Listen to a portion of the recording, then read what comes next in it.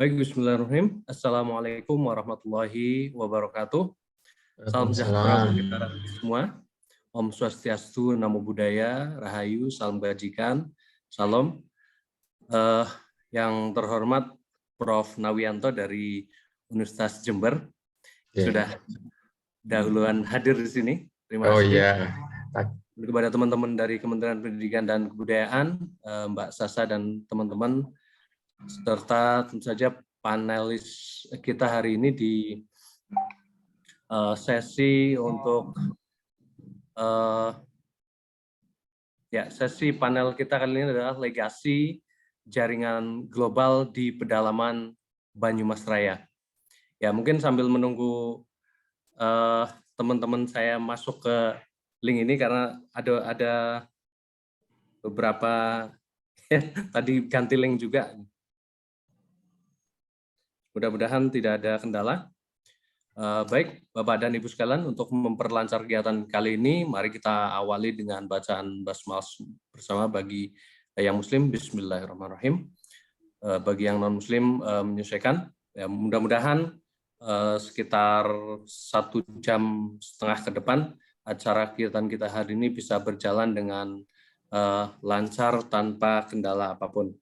Baik, Bapak dan Ibu sekalian, mungkin sebelum kita mulai kegiatan ini, nanti acara akan kita mulai dengan yang pertama, sesi paparan dari saya sendiri, nanti akan menyampaikan tentang interkoneksi jaringan global di Banyumas Raya, yang nanti secara spesifik lebih kepada peranan Suteja, seniman dari Banyumas Raya yang dia membangun ataupun membuat sebuah pemahaman musik baru di Indonesia khususnya. Kemudian yang kedua nanti ada Profesor Purnawan Basundoro, guru besar dari Universitas Airlangga Surabaya. Beliau akan menyampaikan interkoneksi jaringan transportasi, khususnya moda kereta api SDS atau Strayudal Sturmtram Maskapai yang ada di Banyumas Raya. Kemudian ada Mas Sabit Azina Rahmat yang akan membahas tentang jaringan Hadrabi kaitannya dengan pendidikan modern di Banjarnegara, dan ada juga Mas Rinto Budi Santosa dari Aksi Wonosobo, Kabupaten Wonosobo, yang akan membahas tentang interkoneksi arsitektur Hindu di Percandian Dieng, khususnya di Candi Bima. Ya, saya mewakili dari MSI atau Masyarakat Sejarah Indonesia, Komisariat Kabupaten Banjarnegara, dan juga Asosiasi Guru Sejarah Indonesia. Kemudian Prof. Purnawan, beliau afiliasinya adalah Universitas Airlangga. Kemudian Mas Sabit Azina Rahmat dari Universitas Negeri Semarang, dan Mas Rinto dari Aksi Kabupaten Wonosobo.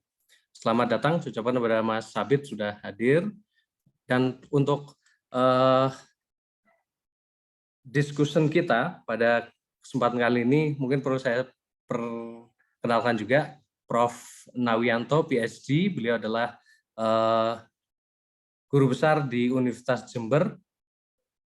Beliau menempuh jenjang pendidikan S1 di Universitas Gadjah Mada, kemudian juga S2 dan juga S3 di Australian National University. Nah, tentu nanti akan banyak hal yang bisa dibahas, kita kaji bersama Prof.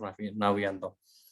Baik, Bapak dan Ibu sekalian, nanti untuk Prof. Nawianto sistemnya kita 1 kali panel presentasi kemudian ditanggapi atau 4 panelis sekaligus saja. tampil kemudian kita tanggapi. Ikut saja. Sekaligus saja, sekaligus. Ya, nanti namanya saya terakhir. Sekaligus saja. Oke, baik. Yeah. Baik, karena sekaligus saja, kita waktunya sudah jam 12.20. Baik, sekitar 20 menit saya akan mempresentasikan paparan saya. Mungkin akan lebih cepat karena biar nanti saya guru, jadi nanti saya pengen nanti guru besar saja yang lebih banyak bereksplorasi. Jadi nanti mungkin saya kalaupun tidak tidak kurang dari 20 screen. Ya. Baik, Bapak dan Ibu, saya izin share screen menyampaikan tentang interkoneksi musik global dalam karya Suteja. Jadi latar belakangnya ini, Bapak Ibu. Oke, jadi Banyumas Raya sebagai sebuah wilayah yang termasuk kalau di Jawa termasuk di pedalaman, ternyata sejak dulu sudah punya legasi ataupun warisan interkoneksi di berbagai bidang. Nah, mungkin sedikit mereview kembali bagaimana terbentuknya panel ini. Kita juga panel ini Prof. Nawianto mungkin mohon izin memperkenalkan Prof. Purnawan Basundoro itu dari Banjarnegara. Kemudian Mas Sabit Azinar juga dari Banjarnegara. Nah, beliau kita culik ke Banjarnegara. Waktu itu saya kumpulkan untuk bagaimana kita membahas tentang Banyumas Raya sebagai tanah kelahiran kita, sehingga kita seperti mengumpulkan balung pisah gitu, ngumpulna balung pisah gitu, supaya membahas tentang sejarah yang ada di Kabupaten Banjarnegara. Nah, termasuk bagian saya mencoba mengkaji sebuah narasi sejarah yang mungkin masih jarang dikaji. Nah, yaitu ada salah seorang tokoh yang menjadi salah satu orang pertama yang menjadi pelopor musik modern di Indonesia pada zaman awal kemerdekaan. Mungkin kalau tokoh-tokoh politik seperti kalau di Banjarnegara pun ada misalnya Sumitro Kolopaking Purbanegoro, beliau anggota BPU PKI. Kemudian kalau di awal-awal pendidikan yang ke Belanda seperti Muhammad Hatta itu banyak yang sudah dikaji. Nah, hanya orang yang kemudian ke luar negeri dalam rangka mengkaji ataupun belajar musik ini yang mungkin belum banyak dikaji, sehingga paling tidak penelitian yang saya lakukan ini menjadi sebuah pemicu nantinya agar nanti ke depan lebih banyak lagi kajian-kajian mengenai sejarah kesenian ini. Nah, riset mengenai sejarah seni khususnya musik saya lihat belum banyak diulas di Indonesia, sehingga saya harapkan ini bisa mengisi kekosongan ruang yang ada. Dan mengenai metode tentu saja kita mengacu pada metode sejarah meliputi heuristik, kritik, interpretasi, dan juga historiografi. Saya mungkin akan bercerita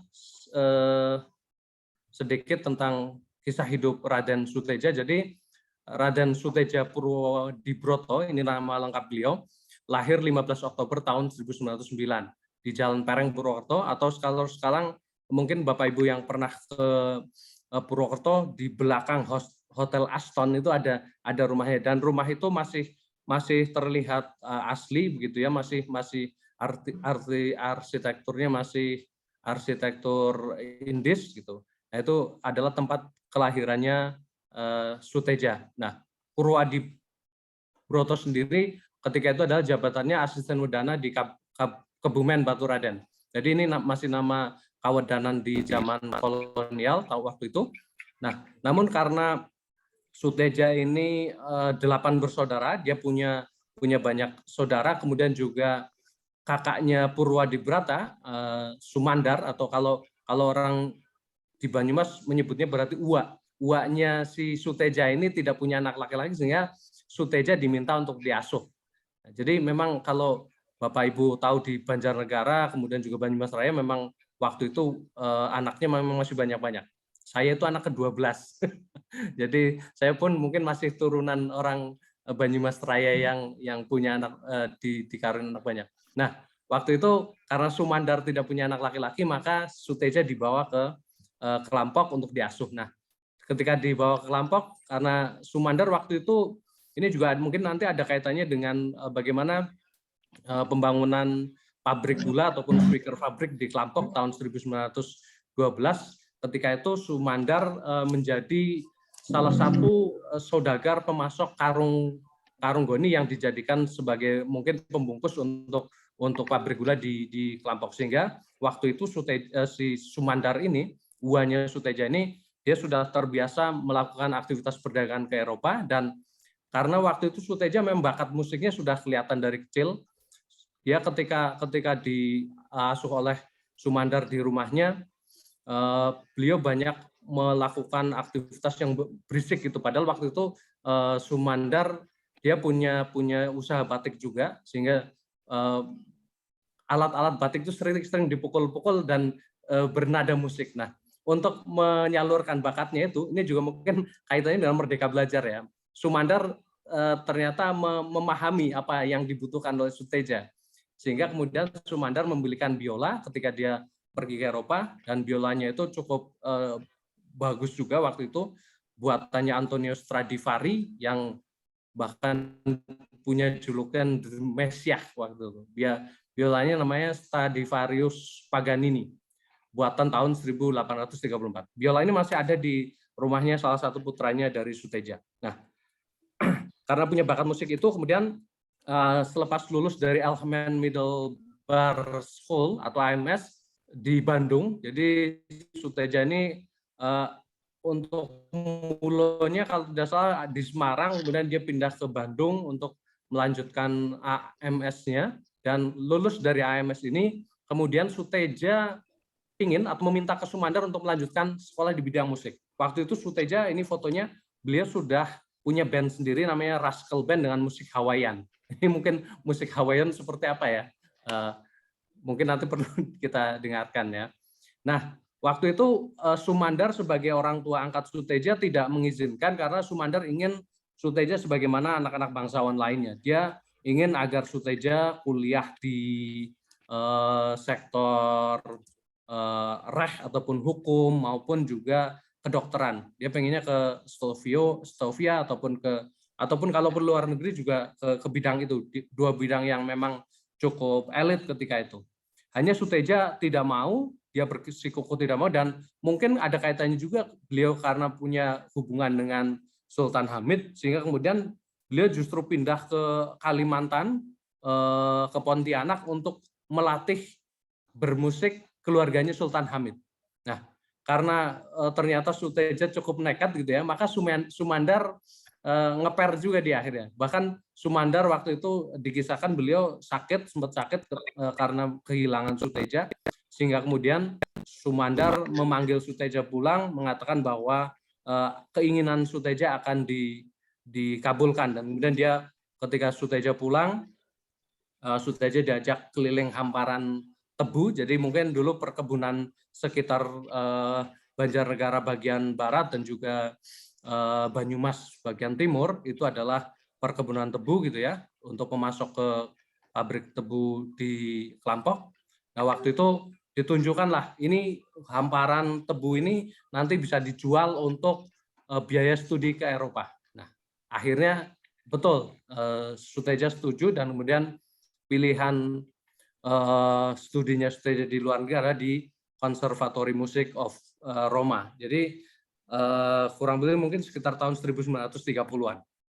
Nah, mungkin juga kemungkinan besar lagu di tepinya Sungai Serayu kemungkinan juga diciptakan ketika, mohon maaf, mungkin diciptakan ketika Suteja melakukan perjalanan ini. Baterainya habis, oke.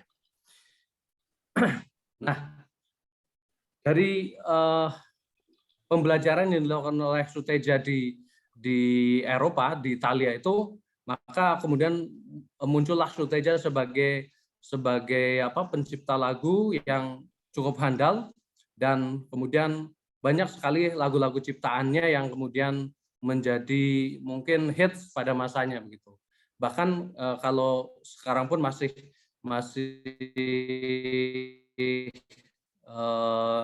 bisa kita dengarkan. Misalnya lagu Di Tepinya Sungai Serayu, kalau Bapak Ibu ke stasiun Purwokerto pasti akan disambut dengan lagu itu. Ada juga Kopral Jono, Juwita Malam, Tidurlah Intan, Hamba Menyanyi, Bunga Anggrek, dan lain-lain. Nah, ternyata itu adalah lagu-lagu Suteja yang kadang anak-anak sekarang mungkin yang suka cover-cover gitu ya, mungkin ada yang tidak kenal siapa pencipta dari lagu ini.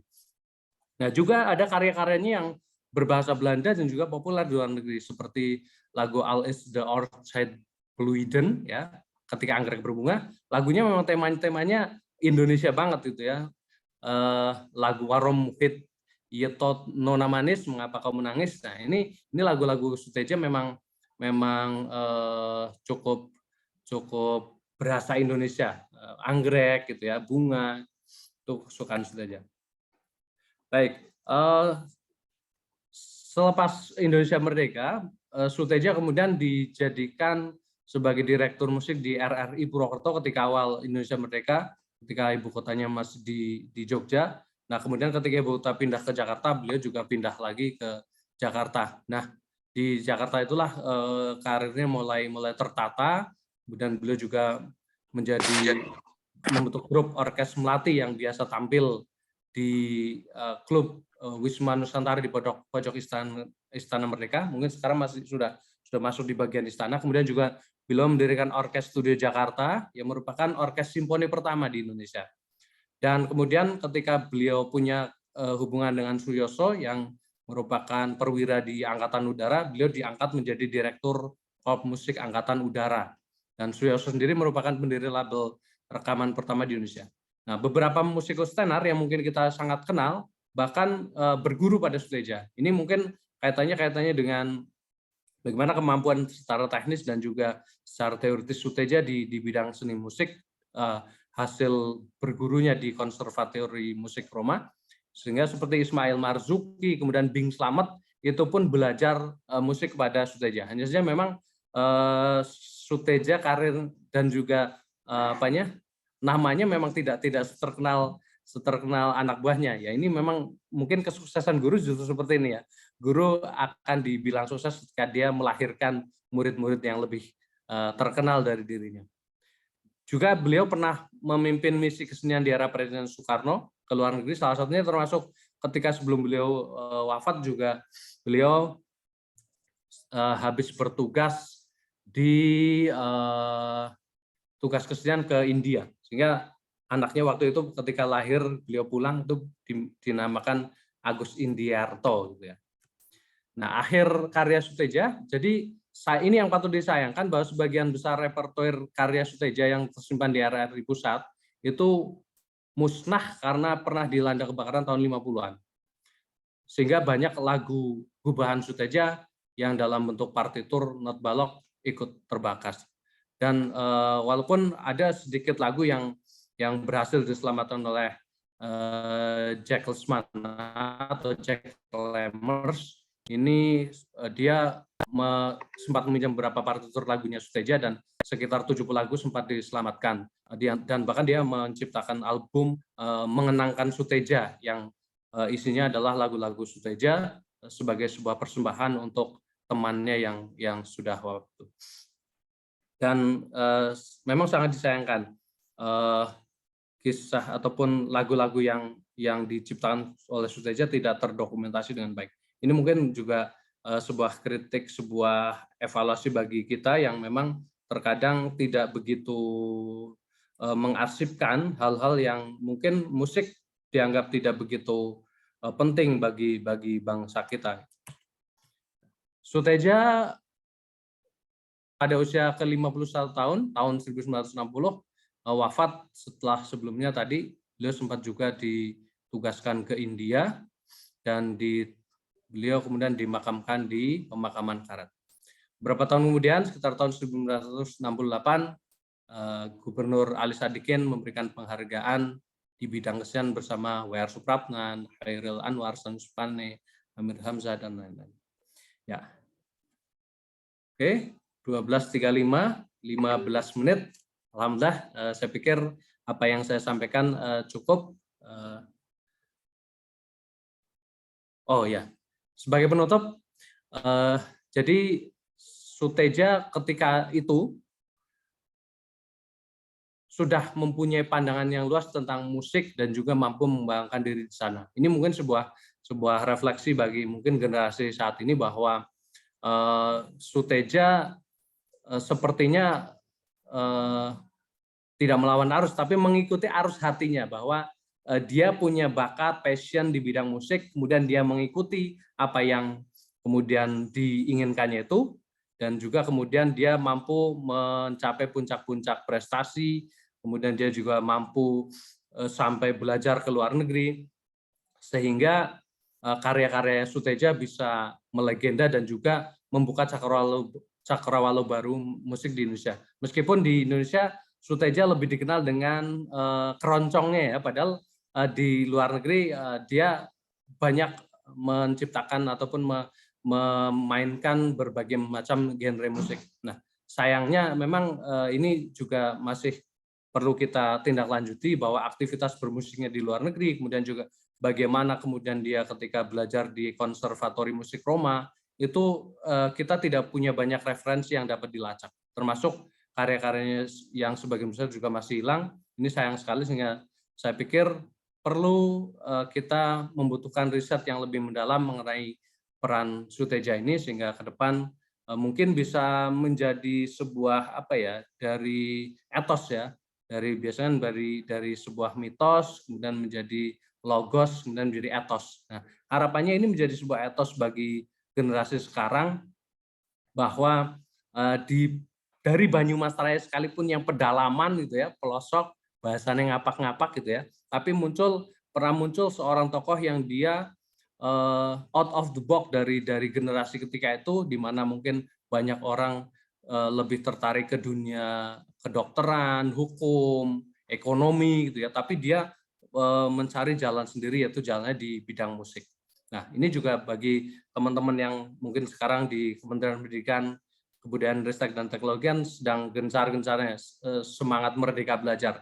Ini juga bagaimana Merdeka Belajar ini mampu mengakomodir kecerdasan siswa yang tidak hanya akademik, tapi juga mungkin ada kecerdasan musikal, kecerdasan natural, dan hal-hal yang sifatnya memerdekakan siswa untuk memilih jalan hidupnya, sebagaimana Suteja yang berhasil meraih jalan hidupnya di bidang bermusik ini.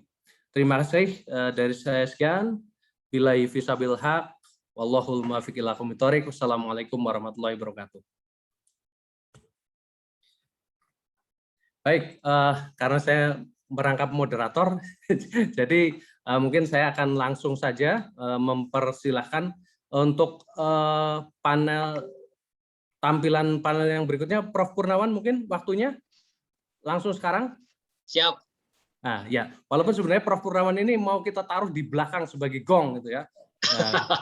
Tapi karena waktunya Prof. Purnawan tidak banyak, hari ini ada pertemuan pertemuan pejabat-pejabat UNAIR juga. Ya, maka waktu saya persilahkan kepada Prof. Purnawan Basundoro.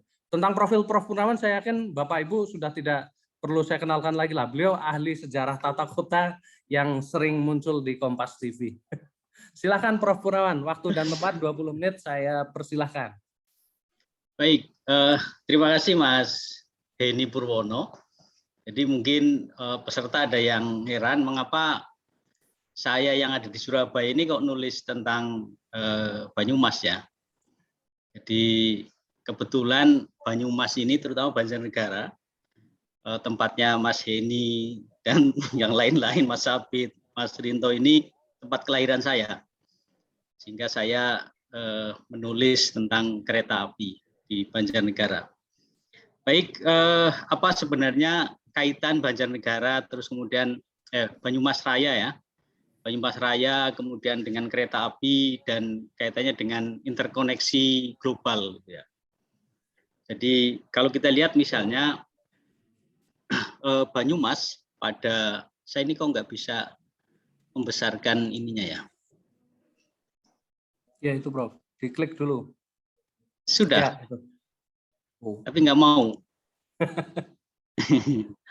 Tapi kelihatan ya tulisannya. Terlihat Prof, terlihat. Oke. Jadi Banyumas itu mulai diakuisisi oleh pemerintah kolonial itu pasca Perang Diponegoro tahun 1830. Jadi sebelumnya Banyumas itu memang bagian dari dua kerajaan, Surakarta dan Yogyakarta. Ini unik. Patih di Yogyakarta itu adalah Bupati Banyumas itu awalnya. Nah, sehingga ketika terjadi perang, Banyumas itu dijadikan daerah yang dijadikan uang balik ya, daerah yang kemudian diminta oleh pemerintah kolonial karena pemerintah kolonial membebankan perang Diponegoro itu pada dua kerajaan itu, Yogyakarta dan Surakarta, sehingga ada hitung-hitungan Banyumas itu diregani, istilahnya diregani piro, ini berapa, kemudian diserahkan kepada pemerintah kolonial sebagai ganti atas itu tadi biaya perang.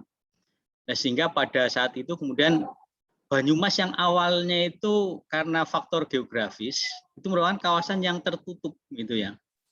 Situasi pegunungan yang mengelilingi Banyumas itu menyebabkan akses keluar itu minim. Banyumas itu seperti terisolir atau ratu cedak watu gitu ya.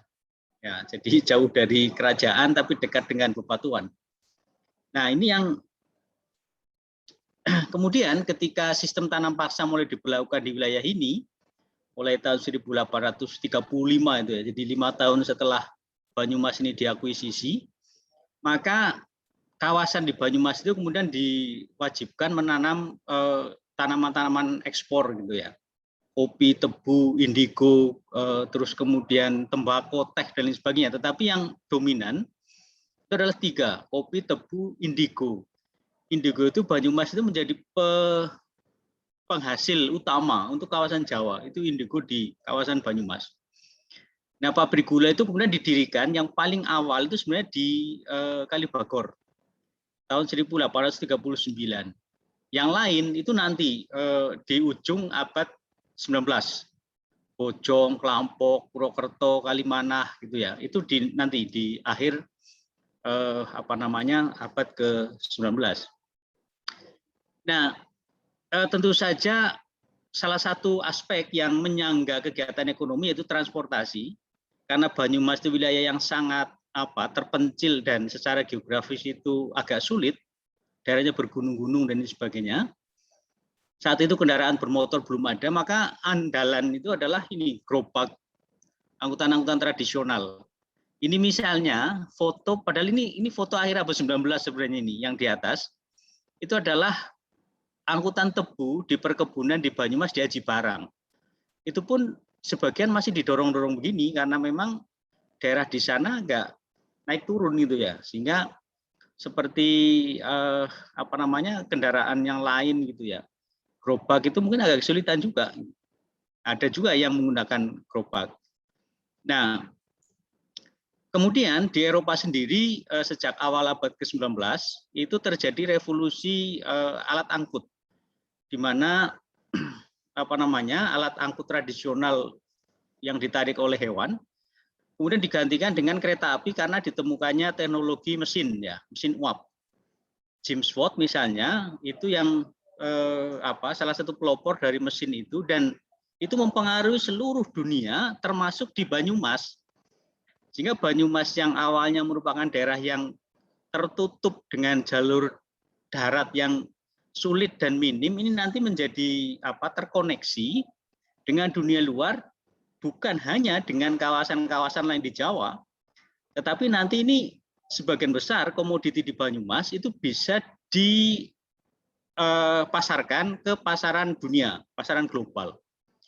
Nah, salah satu faktor yang turut menciptakan interkoneksi global itu adalah kereta api, SDS utamanya. Sebenarnya sebelum SDS ini dioperasikan, Banyumas itu sudah terkoneksi dengan SS dari Yogyakarta ke Cilacap, dari Cilacap kemudian ke Bandung ya. Tetapi terbatas karena daerah yang dilewati itu hanya di kawasan selatan di Cilacap, sementara Banyumas di pedalaman itu tidak. Nah, inilah yang menyebabkan ketika investor itu mulai menanamkan modal di pedalaman dalam bentuk pabrik gula misalnya Kalibagor misalnya yang merupakan pabrik gula pemerintah, dan kemudian nanti muncul pabrik gula yang lain, transportasi massal itu menjadi kebutuhan yang sangat mendesak, yaitu kereta api itu ya. Artinya bahwa jaringan kereta api yang hanya sedikit di kawasan selatan, yang kereta api SS itu mesti harus disambung ke kawasan di pedalaman. Nah, salah satu yang sangat berkepentingan yaitu pabrik gula Klampok yang dibangun pada tahun 1891. 1890 sebenarnya pabrik gula Klampok, dan setahun kemudian pimpinan pabrik gula Klampok itu mengusulkan kepada pemerintah Belanda agar disambungkan jaringan kereta api negara dari wilayah pedalaman, terutama Klampok itu ke pelabuhan. Karena pelabuhannya itu ada di Cilacap. Pabrik gula yang ada di sana itu awalnya itu mengangkut gula itu tidak ke Cilacap, tapi ke utara, ada yang ke Semarang, kan sangat jauh. Nah, sehingga mereka mengusulkan agar ini dibangun jaringan kereta api. Bahkan misalnya inspektur kereta api SS itu ya, JK Kempis itu pernah melakukan, setelah mendapatkan surat itu, dia melakukan perjalanan ke pedalaman. Jadi dari Maos ke Cindaga, dari Cindaga ke Mandirancang, terus kemudian ke Patikraja, ke Purwokerto, ke Sokaraja, ke Purbalingga, terus ke Klampok dan ke Banjarnegara itu ini. Karena nampaknya dia berpikir, oh ini jalur yang mestinya harus dilewati oleh kereta api.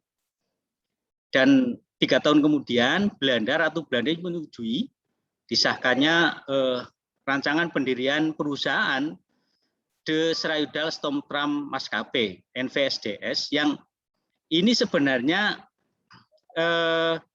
perusahaan ini yang memiliki perusahaan ini Semarang Juwana Stomtram Maskapai itu SJS itu ya. Jadi terus kemudian juga OS Java Sporweg Maskapai OJS yang mengoperasikan kereta api di Surabaya di Jawa Timur itu. Nah, perusahaan inilah yang kemudian menjadi perusahaan ketiga untuk yang kemudian mengeksplorasi kawasan di Banyumas itu. Dan dengan modal 1.500 gulden itu kemudian dimulai pembangunan jaringan kereta api di pedalaman itu. Nah, ini memang tergolong cepat pembangunan ini. Bayangkan itu kereta api itu, jaringan itu awal mula dimulai disetujui 1895. Dan 1896 setahun kemudian itu sudah mulai dioperasikan. Itu ya. Nah, yang paling awal adalah Maos, Purwokerto, Sokaraja, Purworejo, Klampok itu ya, sampai Banjarnegara. Itu mulai 1896 sampai 1892, 2 tahun. Dengan jarak yang sekitar 90 kilo itu. Nah, untuk jalur Banjarnegara Wonosobo itu nanti awal abad ke-20. Tapi dulu Banjarnegara itu menjadi stasiun terakhir itu sebelum kemudian disambung ke nah, ini jalur yang dibangun oleh SDS. Jadi dari sini, dari Maos ini bertemu dengan jalur kereta api SS ini yang dari Surabaya ke Bandung, ketemu di sini. Nah, SS itu juga membangun dari Maos ke Pelabuhan Cilacap sebelum SDS ini dibangun. Nah, SDS itu ini jalurnya. Purwokerto ini nanti ketemu dengan jalur SS yang dari Kroya menuju ke Cirebon, Jakarta. Purwokerto kemudian ke Sokaraja, kemudian ke Banjarsari. Banjarsari ini jadi simpang ke Purbalingga, dan kemudian Purworejo ada pabrik gula di sini.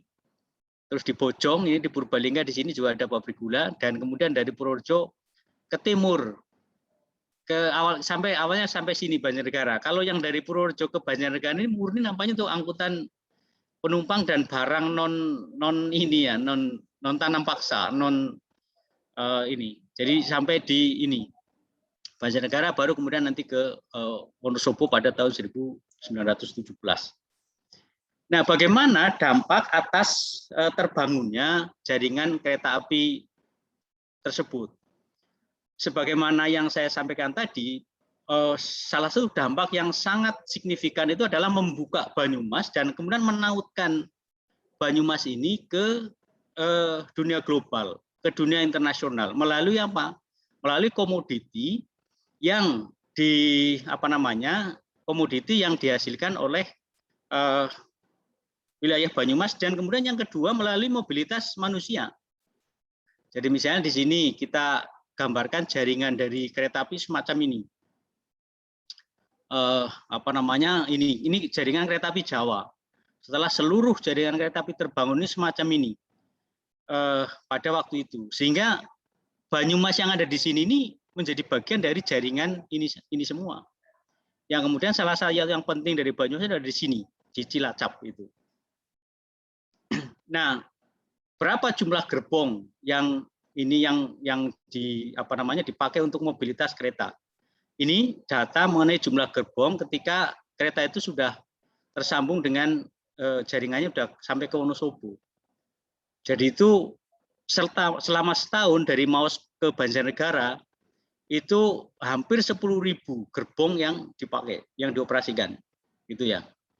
Ini setiap tahun. Kemudian dari Banjarnegara ke Wonosobo nampaknya jauh lebih sedikit, karena ini memang khusus sebagian besar hanya untuk angkutan manusia. Nah, ini gambaran orang yang diangkut di beberapa halte. Ini dari komisi Komisi Kesejahteraan ya, yang pada tahun 1904 itu melakukan pendataan. Dia menemukan data semacam ini di setiap halte dan stasiun selama 10 hari. Jadi ini data yang muncul. Nah, kemudian ada data lain yang ini data-data yang menggambarkan mengenai mobilitas itu, gitu ya. Nah, ini jadwal kereta api SDS. Kereta api SDS itu dikatakan tidak pernah terlambat walaupun 1 menit. Itu ada berita-berita yang menulis semacam itu. Jadi walaupun 1 menit nggak pernah terlambat kereta apinya. Nah, mobilitas barang. Nah, ini yang menggambarkan bagaimana barang dari Banyumas ini kemudian terkoneksi di tingkat global, ke pasaran global. Jadi data yang atas ini gula dari Banyumas yang diangkut oleh kereta api SDS. Jadi tinggi sekali. Selama setahun itu 1909 itu 35.000 ton gitu. Terus naik terus, walaupun kemudian nanti naik turun itu ya. Tapi stabil ini sekitar di atas 30.000. Bahkan tahun 1919 itu melonjak 2 kali lipat dari 1918. Ini untuk yang ke pasaran global, dan ini semua diangkut ke pelabuhan Cilacap. Dari titik-titik pabrik gula ke Cilacap itu. Kemudian di dalam negeri ini sedikit sekali ini gula yang dipasarkan di dalam negeri. Juga kopra. Ini kopra juga yang diangkut dari beberapa stasiun di Banyumas, di kawasan Banyumas ke Cilacap juga. Karena kopra ini juga salah satu komoditi ekspor, tetapi memang tidak banyak karena Banjarnegara ternyata bukan penghasil, atau Banyumas itu bukan penghasil kopra yang ini. Nah, ini data-data yang lain ini saya kira barang-barang yang diangkut antar stasiun mungkin ya. Karena kalau kita lihat ini, walaupun mungkin ada juga barang yang dari impor, misalnya dari luar negeri, untuk kemudian dipakai untuk dipasarkan di kawasan Banyumas juga untuk kepentingan pabrik gula. Ini yang diangkut ke Karsiden Banyumas. Kemudian ini yang diangkut dari Karsiden Banyumas ke tempat yang lain, yang barang-barang yang non komoditi tadi ya, komoditi yang utama, bukan komoditi utama. Ini datanya ini. Nah, kemudian ini keuntungan, gambaran mengenai keuntungan, betapa besarnya keuntungan yang diperoleh oleh SDS. Jadi selama 12 tahun, ini jumlah keuntungan dari penumpang sekian, dari barang sekian, dan keuntungan angkutan barang ini jauh lebih tinggi. Yang ini menunjukkan bahwa kereta api memang sangat efektif ya untuk kepentingan pengangkutan barang, karena memang kapasitasnya yang besar. Itu. Nah, ini betul-betul mengubah pola angkutan di kawasan Banyumas. Nah, kalau misalnya sebelumnya angkutan itu hanya melalui menggunakan alat angkut tradisional, ini pasti sangat sedikit dibandingkan ini. Nah, penutup, walaupun sebenarnya sangat banyak cerita yang bisa saya sampaikan, cuma ini waktunya terbatas ini. Ya nanti saja. Nah, jadi kesimpulan saya bahwa kereta api yang beroperasi di Banyumas sejak akhir abad ke-19 itu memang drastis membuka wilayah Banyumas secara ekonomi maupun geografis. Jadi rintangan geografis yang semula nyaris menutup Banyumas itu kemudian terbuka, dan dengan demikian maka aktivitas ekonomi itu juga menjadi sangat dinamis ya di Banyumas ini. Nah, apalagi kemudian keberadaan pelabuhan Cilacap, ini pelabuhan Cilacap ini juga ada kisah yang heroik ya terkait dengan pembukaan pelabuhan itu kemudian menjadikan Cilacap itu menjadi hub internasional untuk barang-barang dari wilayah Banyumas itu kemudian terkoneksi ke pasar global. Orang itu juga demikian. Bupati Banjarnegara itu Sumitra Olopaki itu menjadi salah satu bupati yang dia keluyuran di sana, di Jerman, di Belanda, dan lain sebagainya itu. Dan pasti dia dari Banjarnegara ke Batavia itu naik kereta itu. Dari Banjarnegara ke Purwokerto, Purwokerto ke Batavia, dari Batavia dia ke Belanda, terus dari sana dia ke Jerman, terus keluyuran di Eropa sana menjadi aktivis di sana, dan nanti kembali lagi ke Banjarnegara menjadi bupati. Nah, ini contoh bagaimana transportasi, dalam hal ini kereta api SJS, kemudian menautkan Banjarnegara, Purbalingga, Purwokerto, Banyumas itu menjadi bagian dari dinamika global di dunia modern. Saya kira itu. Terima kasih. Nanti dilanjut dengan diskusi. Terima kasih. Assalamualaikum warahmatullahi wabarakatuh. Waalaikumsalam warahmatullahi wabarakatuh. Terima kasih Prof. Purnawan, luar biasa sekali. Apa saya bilang tadi sebenarnya gongnya ini ya tadi sampai ada kereta api zaman dulu itu nggak pernah terlambat gitu ya, sama kayak presentasinya Prof. Purnawan ini masih waktunya pas gitu ya. Baik, lanjut biar nanti kita lebih banyak waktu untuk diskusi. Dari kereta kita menuju ke sekolahan, ada Mas Sabit Azinar Ahmad, dosen muda dari Universitas Negeri Semarang, yang memang spesialisasi kajiannya salah satunya adalah tentang pendidikan sejarah. Nah, ini pendidikan di Banjarnegara. Silakan Mas Sabit Azinar Ahmad untuk menyampaikan paparannya.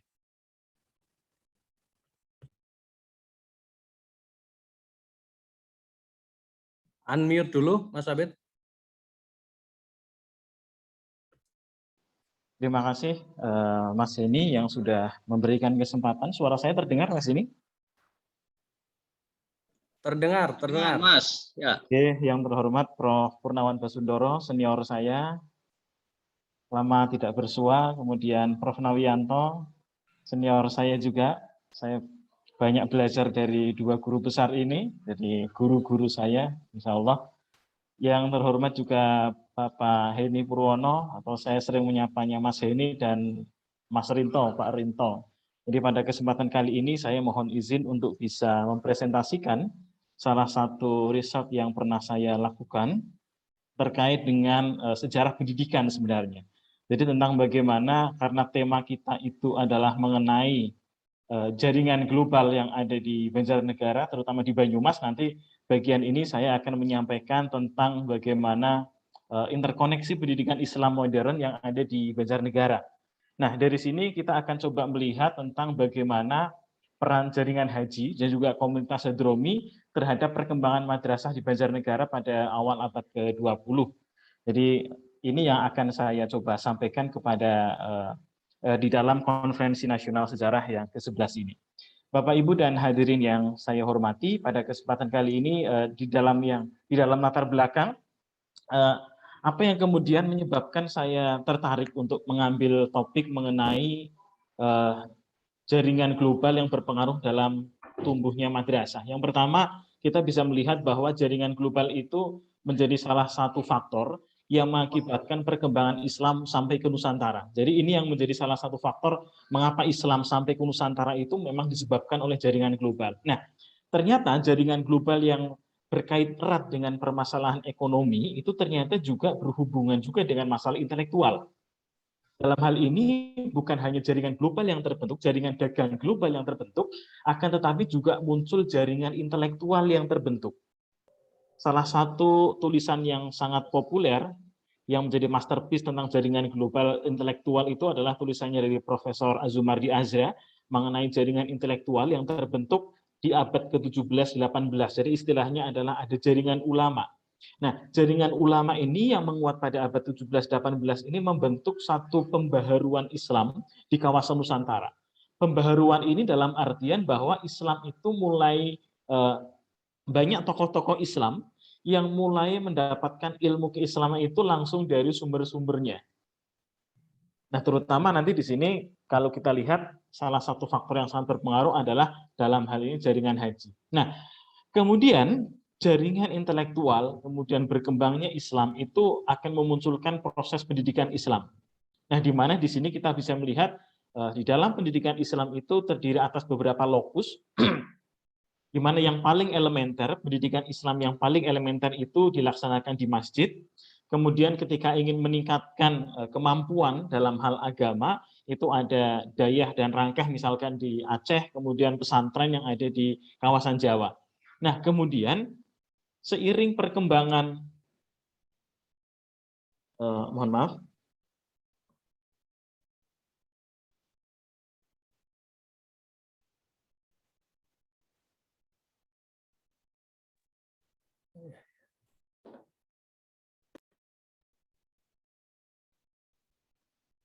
sepertinya ada trouble, mohon maaf.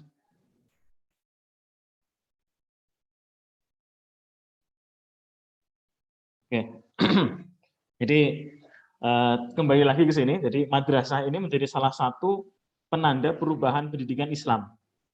Di mana di kawasan Nusantara ini mulai berkembang madrasah di sekira awal abad ke-20, di mana yang membedakan madrasah dengan pendidikan Islam yang lainnya adalah di dalam sistem madrasah sudah mulai dikenal pembelajaran secara berjenjang di dalam kelas-kelas tertentu.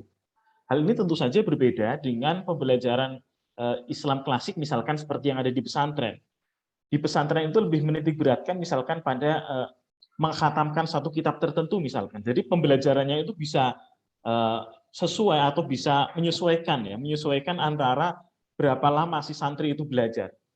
Nah, sementara ini mulai ada proses modernisasi adalah ketika ada pesantren dengan kurikulum yang jelas, dengan kemudian ada jenjang-jenjang tertentu, di mana di sini menjadi salah satu penanda dari perubahan pendidikan Islam. Nah, dari pendidikan Islam yang berkembang itu ternyata juga merasuk sampai ke Banjarnegara. Jadi munculnya madrasah di awal abad ke-20 itu juga tidak lama berselang, itu juga diikuti dengan munculnya madrasah yang ada di Banjarnegara. Nanti kita akan melihat di tahun 1906 sudah ada madrasah yang didirikan oleh Kiai Haji Ihsan. Nah, yang menjadi fokus dalam penelitian atau tulisan ini adalah sebenarnya apa faktor-faktor yang mendorong pendirian madrasah dan juga apa peran madrasah itu bagi masyarakat Banjarnegara. Jadi kiranya ini yang akan menjadi frame dalam makalah atau presentasi yang akan saya sampaikan pada kesempatan siang hari ini. Bapak Ibu sekalian, hal yang menarik jika kita melihat dari Banjarnegara, tadi saya sudah singgung di depan ada dua madrasah penting. Yang pertama adalah madrasah yang didirikan di awal abad ke-20, yakni yang orang sering menyebut sebagai madrasah Kidul Masjid. Kalau di kalangan orang-orang Banjarnegara, terutama saya dulu waktu masih kecil, ketika orang itu masuk di madrasah, dia disebutnya sekolah Arab. Karena memang bahasa pengantarnya itu lebih dominan dengan bahasa Arab. Jadi di kalangan masyarakat Banjarnegara yang seumuran saya atau mungkin Mas Heni juga pernah mengalami, itu mungkin juga mengalami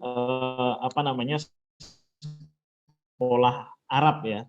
Jadi ada proses pendidikan di luar sekolah SD. Jadi ketika itu ada sekolah Arab. Dan ini yang kemudian terma yang menjadi sangat populer di mungkin angkatan-angkatan saya ke atas. Nah, madrasah Kidul Masjid ini didirikan oleh Kiai Haji Ihsan.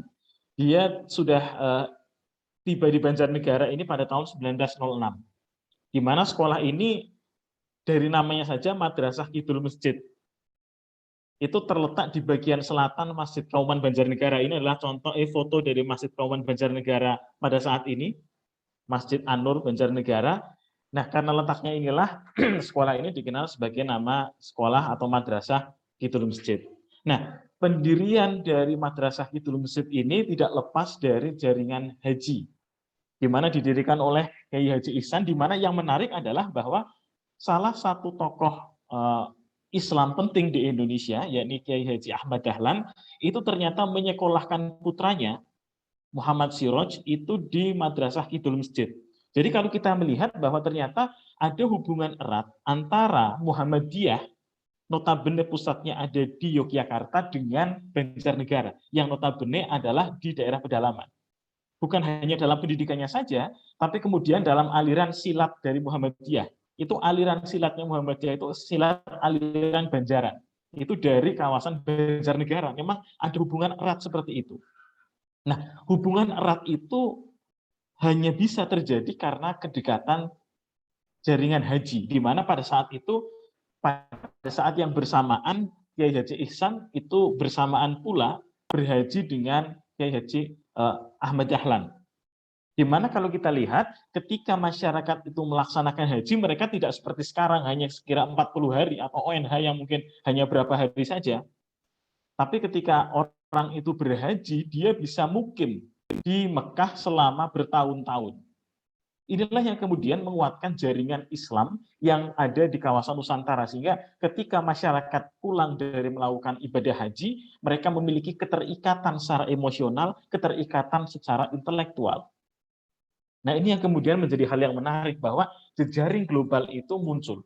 Nah, jika kita menilik ke belakang, ternyata jejaring haji itu tidak bisa dilepaskan dari konteks dibukanya terusan Suez di tahun 1869. Di mana dengan dibukanya terusan Suez itu meningkatkan volume kapal dari dan ke Indonesia yang juga melalui kawasan Semenanjung Arab. Nah, ini pula yang kemudian mengakibatkan jumlah jamaah haji setelah dibukanya terusan Suez itu meningkat drastis yang ada di kawasan Indonesia terutama.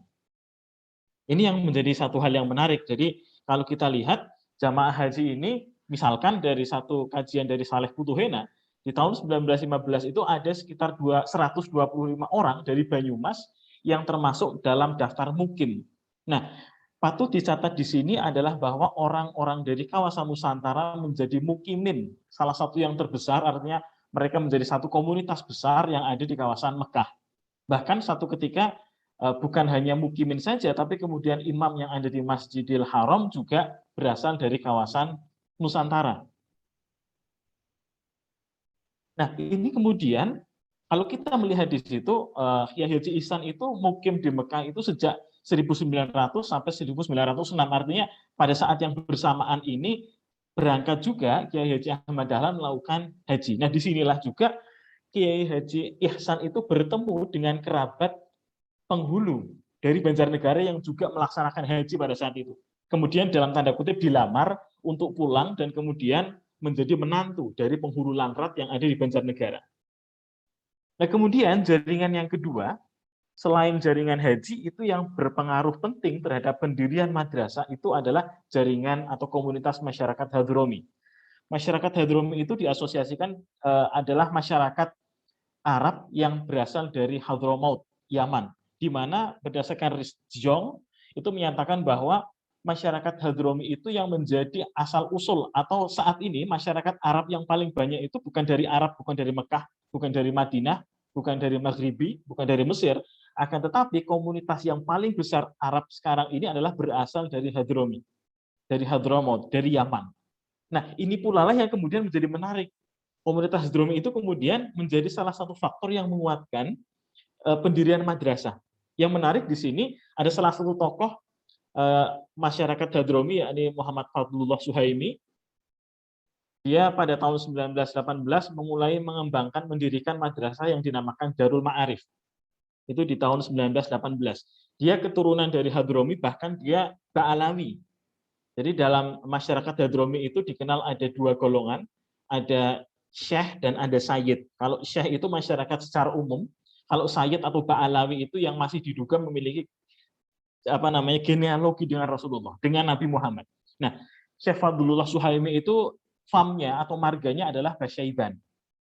Ayahnya itu sebelumnya yang dari Yaman asli itu adalah ayahnya yang sudah menetap terlebih dahulu di daerah Wonosobo.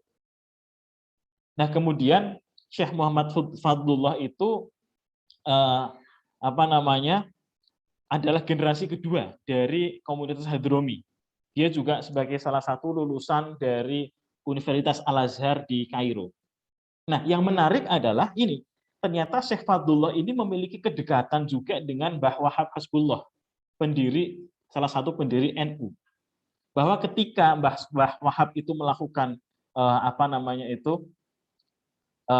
pergi ke Mekah ya, salah satunya, pada saat itu ada dibentuk komite Hijaz. Salah satu kapalnya itu kan dia mendarat terlebih dahulu di Singapura, di Temasek. Nah, pada saat itu Syekh Fadlullah itu sudah pulang ke Singapura. Dia lahir di Singapura walaupun ayahnya dari sudah wafat di Wonosobo, bermigrasi ke Wonosobo, tapi kemudian dia tetap melakukan proses intelektual. Kemudian Syekh Fadlullah itu menetapkan perjalanan rihlah intelektualnya itu akhirnya di Singapura. Nah, ketika komite Hijaz di bawah pimpinan Mbah Wahab Hasbullah itu melakukan pertemuan nanti ke Mekah, pada saat ini ada proses pendirian NU itu juga dia berdiskusi terlebih dahulu dengan Syekh Fadlullah di Singapura atau di Temasek pada saat itu. Jadi kita bisa melihat bagaimana jaringan intelektual Islam itu saling terkait, saling berkelindan satu sama lain. Nah, Bapak Ibu dan hadirin sekalian, yang saya ingin tekankan selain tadi ada jaringan Hadromi, ada masyarakat Hadromi, ada jaringan haji, ternyata madrasah itu tidak hanya berperan secara pedagogik atau secara pendidikan, tetapi ada fungsi sosial politik. Yang menarik adalah ada peran, ada kontribusi dari madrasah-madrasah itu yang mendorong berkembangnya organisasi syarikat Islam yang ada di Banjarnegara. Dan ini kalau saya lihat, itu masih tetap dilestarikan sampai sekarang. Bahwa orang mungkin tidak banyak yang mengetahui bahwa organisasi syarikat Islam itu masih memiliki eksistensi di Banjarnegara. Ada ratusan sekolah yang didirikan atas nama Yayasan Cokro Aminoto. Mungkin Mas Heni juga salah satu lulusan Madrasah Diniyah Cokro Aminoto di situ. Saya juga salah satu lulusan Madrasah Diniyah atau sekolah Arab di Madrasah Kidul Mesir itu, embrionya dari sekolah Arab di Banjarnegara. Saya juga salah satu alumni dari sekolah Arab itu. Nah, kemudian yang menarik adalah tadi Madrasah Kidul Masjid yang didirikan oleh Kiai Haji Ihsan itu juga menjadi pendiri dan ketua pertama dari organisasi syarikat Islam di Banjarnegara pada tahun 1913. Jadi kita bisa melihat bagaimana dari pendidikan itu merembet ke arah sosial politik. Nah, yang menarik di sini eratnya peran madrasah dalam organisasi syarikat Islam makin tampak dengan berkembangnya tadi Madrasah Darul Ma'arif, di mana pengaruh pendidikan itu bahkan kalau kita lihat sampai sekarang itu masih dapat dirasakan, dan jejak Darul Ma'arif itu masih ada sampai sekarang. Di pusat kota ada sekolah Cokro Aminoto.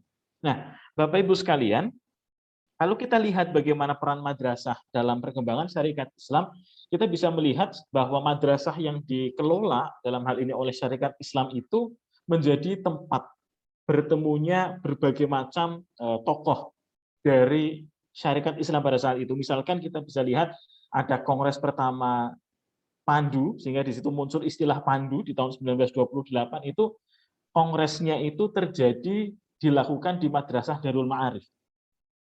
Nah, kemudian juga termasuk kongres yang ke-20 PSII di tahun 1934 itu juga terjadi dilaksanakan di Darul Ma'arif. Bahkan sampai sekarang pengajian-pengajian syarikat Islam itu juga masih dilaksanakan di gedung Cokro Aminoto atau sekarang orang Banjarnegara istilahnya Darul ya.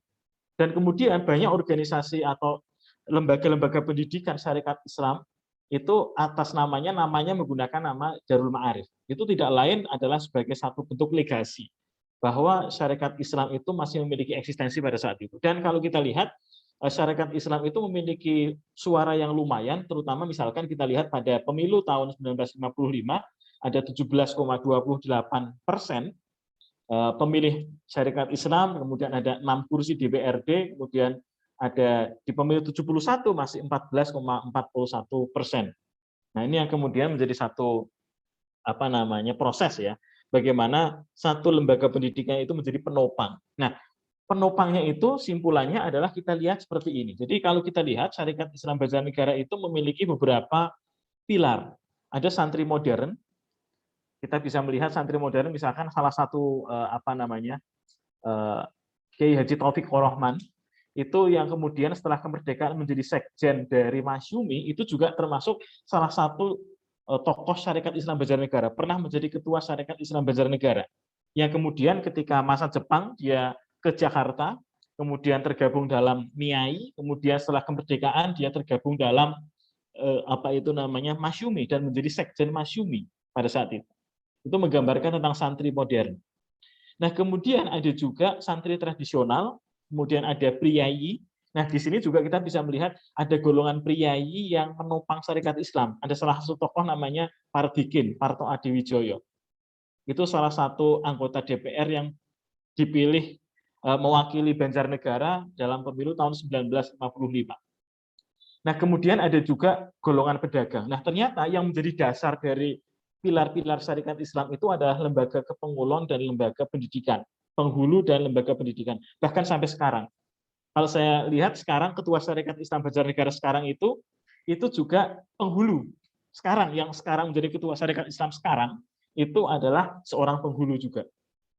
Jadi bagaimana kepengulon dan lembaga pendidikan itu sampai sekarang bahkan masih menjadi pilar penopang. Dan kalau kita lihat sejarahnya, lembaga kepengulon dan lembaga pendidikan itu ditopang oleh jaringan haji dan jaringan atau komunitas Hadromi, di mana dua jaringan ini menandakan satu legasi dari interkoneksi global. Jadi kiranya ini yang bisa saya sampaikan dengan menilik bagaimana peran jaringan global di dalam satu wilayah pedalaman di Banjarnegara yang mewujud dalam madrasah. Saya kira itu yang bisa saya sampaikan, Mas Heni. Terima kasih. Assalamualaikum warahmatullahi wabarakatuh. Waalaikumsalam warahmatullahi wabarakatuh. Baik, menarik sekali Mas Sabit. Tadi dari kereta api kita diajak jaringan Hadrami yang kemudian membangun pendidikan di Pasaman Banjarnegara. Nah, kita kali ini akan jalan-jalan ke era yang lebih tua, era yang lebih kuno. Kita akan diajak jalan-jalan oleh Koh Rinto. Tampang sih seperti Koh ya, tapi ini asli Purbalingga ini. Mas Rinto, suara sudah bisa diterima? Halo Mas Rinto. Ya, Mas Rinto akan mengkaji tentang interkoneksi Orissa, India Selatan pada Arca Kudu Candi Bima Dieng. Jadi kalau Bapak Ibu mungkin pernah berwisata ke negeri di atas awan Dieng, itu di sana ada percandian Bima atau Candi Bima yang sebelum masuk ke area Kawah Sikidang. Nah, ada Candi Bima yang secara arsitektural masih sangat terlihat India sekali. Nah, kali ini akan dibahas oleh Mas Rinto dari Asosiasi Guru Sejarah Indonesia Kabupaten Wonosobo. Mas Rinto sudah bisa bergabung suaranya? Halo Mas Rinto. Oh, sebentar. Ya, oke. Oke. Maaf, waktu dan tepat 20 menit saya persilakan untuk Mas Rinto paparan. Ya, atau bahkan mungkin kurang boleh ya, Mas Ininya. Ya, baiklah. Terima kasih, Mas Ini. Ya, izinkanlah saya mempresentasikan untuk tema yang mungkin dalam hal ini dibandingkan dengan teman saya, rekan saya yang telah mendahului, data-data fakta yang dikumpulkan masih jauh dari beliau-beliau itu. Baiklah, oke. Jadi tema saya dalam hal ini adalah interkoneksi Orissa atau India Selatan pada Arca Kudu di Candi Bima Dieng. Jadi penelitian ini itu didasari bahwa kerapnya pemberitaan munculnya kasus pencurian dan pencongkelan terhadap Arca Kudu. Jadi kompleks Candi Bima, sehingga dalam hal ini tergugah untuk kemudian mengadakan penelitian menyingkap misteri kenapa sih Arca Kudu itu sering hilang. Jadi tujuan dari penelitian ini adalah untuk mengetahui gambaran situs kompleks percandian di Dieng. Yang kedua, mengetahui profil Candi Bima, dan tentu saja di Arca Kudu yang di sini menandai adanya hubungan interkoneksi antara budaya lokal dengan India terutama adalah Orissa, dan kemudian adalah untuk mengetahui sejarah dan makna filosofi Arca Kudu. Situs persandian Dieng, jadi secara geografis Dieng itu terletak di dataran tinggi atau plateau, apakah seringkali disebut Dieng Plateau, gitu, plateau yang berada di ketinggian 2.903 mdpl. Untuk situs Persandian Dieng sendiri itu kurang lebih adalah 101 hektar yang meliputi 3 kompleks atau cluster, di mana di sini ada kompleks Candi Darawati, Candi Arjuna, dan kompleks Candi Bima. Untuk Candi Dieng sendiri di sini diperkirakan adalah dibangun abad 7 sampai 13. Fungsinya adalah untuk ritual upacara dan juga merupakan situs pemukiman. Jadi memang kompleks Candi di Dieng ini adalah warisan dari peninggalan bangsa Sanjaya yang beragama Hindu Siwa. Untuk dugaan pemukiman di sini karena memang jejak-jejak dari batu umpak juga masih tampak di situs, bahkan juga koleksinya ada yang dikumpulkan di Museum Kayu Lasa yang merupakan museum menyimpan artefak dan barang-barang bersejarah yang ditemukan di Dieng. Penduduk lokal itu di sini memberikan nama-nama candi itu berdasarkan tokoh di epos Mahabharata. Tapi menurut Prof. Purbasaraka di sini tidak ada satupun prasasti yang mendukung keaslian dari nama-nama candi tersebut. Jadi diperkirakan bahwa nama-nama itu muncul pada abad 12. Sementara itu keberadaan di Candi Dieng ini itu sudah pernah muncul juga sejak zaman Hindia Belanda. Tercatat beberapa ahli yang dalam hal ini pernah mencoba untuk mengungkap misteri Candi di Dieng. Yang paling pertama adalah H.C. Cornelius, bahwa di sini di tahun 1814 itu datang ke Dieng. Di sini mendapati bahwa situs Dieng itu masih terendam oleh air. Jadi kemudian diadakan upaya penyelamatan, dan memang menurut para ahli modern, geologi modern saat ini pun Dieng itu adalah sebuah kaldera. Jadi tercipta karena mega vulkano yang mirip fenomenanya dengan kejadian Danau Toba.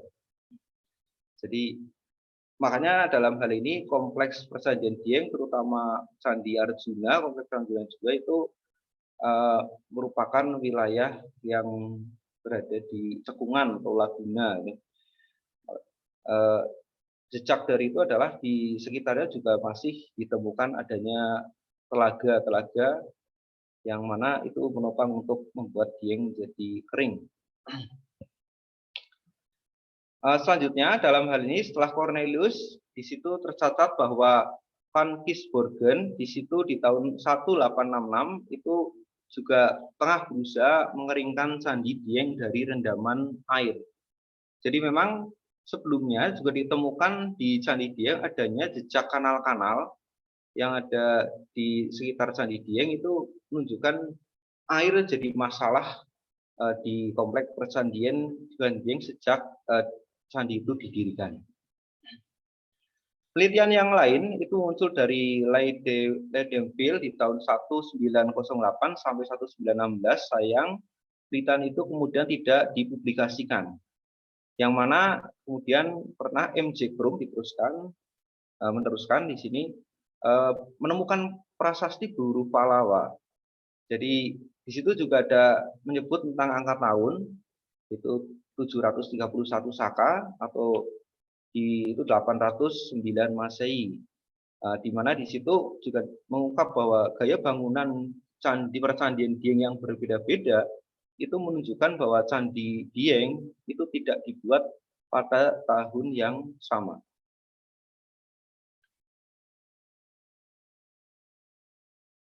Baiklah, kita fokus ke pembicaraan mengenai Bima dan Arcabudunya. Ini kita bergeser ke situs Persandian Dieng tapi di wilayah bagian selatan. Itu Persandian Candi Kompleks Candi Bima, tapi sekarang yang utuh hanya Candi Bima satu saja, dan itu merupakan candi yang terbesar di antara candi-candi yang lain yang ada di Dieng. Jadi Ukurannya berbentuk bujur sangkar, jadi ukuran adalah 6 kali 6, fondasinya berbentuk persegi 8, tingginya sekitar 8 meter, atapnya dipenuhi dengan ada 4 tingkatan, gitu ya. Ada 4 tingkatan. Bentuk selak-suluan itu seperti sikhara atau mangkuk, ya, seperti mangkuk yang ditengkurupkan, gitu ya, ditengkurupkan. Ornamen menara di relung itu seperti papal kuda, menunjukkan ciri khusus dari peninggalan pengaruh dari wilayah India Selatan.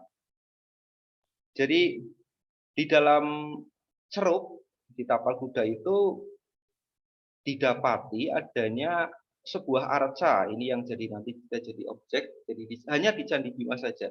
Di Candi Bima itu ada tadinya ada 24 arca yang disebut dengan arca kudu.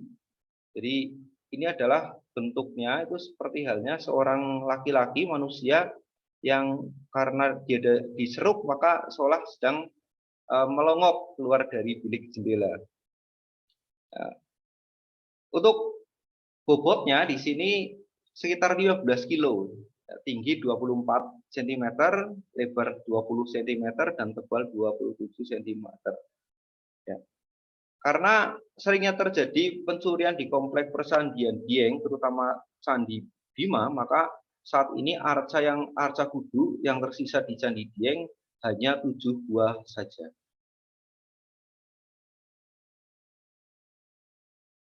Filosofi arca kudu. Jadi ikonografi arca kudu itu menurut Supriyono di sini berasal dari para pemahat suku kudu di wilayah India Selatan atau Orissa yang mengekspresikan rupa dari leluhur, para pemimpin, raja, atau bahkan para dewa yang dianggap telah mencapai nirwana. Senada di sini Mulia juga menyebutkan bahwa di India Selatan sendiri arca kudu itu merupakan barang yang langka. Ya.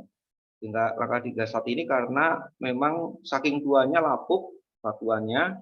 Kemudian di sini juga pernah ada suatu peristiwa besar yang melanda wilayah India Selatan, di mana dinasti Moghul yang beragama Islam itu pernah menggunakan candi-candi itu untuk keperluan bangunan tertentu oleh mereka. Karena memang candi itu bagi kelompok agama Abraham termasuk Islam itu disebut agama pagan ya. Oke, di Indonesia sendiri Candi Bima di Arca Kudu itu hanya berada di Candi Bima. Jadi menurut kelompok kerja BP3 Jateng, Lambang Webar Purnomo, bahwa arca kudu yang menghadap ke 4 penjuru mata angin itu juga merupakan gambaran raja atau dewa yang mencapai kemuliaan dengan ekspresi tenang yang seolah melakukan suatu posesi meditasi. Ya, hubungan interkoneksi antara wilayah Dieng dengan budaya India. Jadi memang sejak abad awal Masehi itu bahkan jauh sebelumnya sudah terjadi hubungan dagang lewat laut antara orang-orang di kawasan India dengan orang-orang yang dengan pengaruh yang ada di Indonesia Nusantara ya pada waktu itu. Dalam perspektif Dieng di sini untuk mencapai Dieng di zaman kuno itu ada 2 jalur. Yang pertama adalah jalur utara. Jadi pertama kali pendatang dalam hal ini para orang-orang India terutama di sini mendarat di pantai Batang. Selanjutnya mereka menuju ke arah selatan, melewati Malang, baru naik sampai kemudian ke Dieng. Hal ini dikuatkan dengan cerita Babat Pura Besakih bahwa tokoh Empu Mardiana itu berasal dari India, itu mendapatkan bisikan wangsit untuk mencari daerah yang namanya Dihiang untuk bertapa di sana. Setelah kemudian dari India pergi ke Dieng, menurut babatnya ya, di Dieng kemudian mendapat petunjuk untuk membuka permukiman pertama kali di Pulau Bali. Sehingga dalam hal ini orang Bali pun merasa ada keterkaitan nenek moyang mereka, jejaknya itu mula-mula berasal dari wilayah Dieng. Berikutnya adalah jalur selatan. Jadi di sini di kompleks Percandaian Dieng itu juga ada jejak kuno. Jadi jejak kuno, jalan kuno, jalan berbatu bertumpuk yang di sini orang sekitar menyebutnya sebagai Ondo-Budo. Ya, jadi kumpulan batu tua itu menunjukkan suatu jejak bagaimana dari wilayah selatan itu orang-orang naik untuk pergi ke Dieng. Di masa Belanda sendiri, Dieng itu juga sudah menjadi tempat pariwisata. Ya, bahkan tercatat di sini didokumentasikan di Arpusda, Kabupaten Wonosobo ada jejak foto-foto Douwesdekker juga pernah pergi ke Dieng dengan naik kuda. Jadi melewati jalur selatan di mana barang-barang yang bawaan itu mereka menggunakan kuda dan kuli panggung. Keberadaan jalur utara itu menunjukkan terjadi transformasi budaya Pahat dari India yang kemudian yang ditandai dengan adanya kemiripan bangunan candi antara di Dieng dengan terutama Candi Bima dengan candi-candi yang berada di Orissa yang secara spesifik di sini adalah Arcabudu. Kasus pencurian Arcabudu, dari pencurian Arcabudu pertama kali terjadi di tahun 1984. Jadi sebuah arca lenyap tak berbekas. Di tahun berikutnya disusul 4 Arcabudu raib juga. Namun pada tahun 1986, keempat Arcabudu yang hilang itu mendadak terdeteksi sedang dilelang di Balai Lelang Christie Singapura. Di mana untuk tahun 84 itu sudah diberi harga 40 juta per satuan. Sebuah harga yang sangat fantastis. Nah, tayal kemudian dalam hal ini tahun 1987 itu lagi-lagi sebuah Arcabudu hilang. Nah, kejadian serupa juga di tahun 1990 2 Arcabudu lenyap dicongkel orang. Pada 12 Juli 2000 Arcabudu di Candi Bima kembali disatroni pencuri. Nah, penyelidikan ini kemudian penyelidikan yang dilakukan tidak menunjukkan hasil. Baru kemudian 3 tahun kemudian di 30 Oktober 2003 Arcabudu yang hilang telah lagi-lagi ditemukan di Balai Lelang Christie. Mungkin ini sepertinya merupakan suatu langganan ya. Muaranya langsung menuju ke Singapura. Namun pada waktu itu di tahun 2003 pemerintah kita sudah sigap sehingga kemudian akhirnya bisa meyakinkan penyelenggara bahwa itu barang curian dari Lelang Christie dan akhirnya Arcabudu kembali ke Indonesia disimpan di Museum Nasional. Oke, jadi maraknya pencurian Arcabudu di kawasan Dieng itu dikarenakan karena longgarnya pengawasan. Begitu banyak dan luasnya situs candi tak diimbangi dengan jumlah petugas keamanannya. Terakhir kesimpulan dan saran bahwa kompleks Percandaian Dieng itu masuk peninggalan bangsa Salanjaya, Kelahiran Siwa atau Siwaistis, bahwa dibangun abad ke-7 sampai 12 terdiri atas 3 klaser, Candi Arjuna, Gatotkaca, ada jadi berapa klaser, Candi Arjuna, Gatotkaca, Darawati, dan Candi Bima. Untuk Candi Bima sendiri dibangun konon di akhir abad 9 dengan konstruksi bangunan model Orissa, dan Arcabudu yang menempel itu merupakan bagian bukti jejak adanya hubungan interkoleksi dengan India. Untuk Sarannya dalam hal ini bahwa kawasan persawahan Dieng yang tersebar di area seluas 101 hektar, yang dimana pengelola hanya mengerjakan 19 pegawai, 9 orang petugas jaga malam dan 10 petugas 10 petugas itu untuk pemeliharaan. Hal ini tentu membuat pengawasan candi kurang maksimal. Jadi sebagai saran perlu adanya perhatian dari pihak pengelola, terutama di sini adalah Kabupaten Banjarnegara dan juga Kabupaten Wonosobo, karena wilayah Dieng itu untuk pariwisata Dieng candinya itu dikelola oleh 2 kabupaten. Dan di sini bahwa kedua pemerintah tersebut berupaya mencobalah untuk menambah jumlah personil dan fasilitas yang lebih memadai sehingga keamanan situs Persawahan Dieng itu terjamin. Sekian yang dapat saya sampaikan. Terima kasih. Saya kembalikan kepada Bapak Moderator Pak Heni. Terima kasih Pak Heni. Monggo.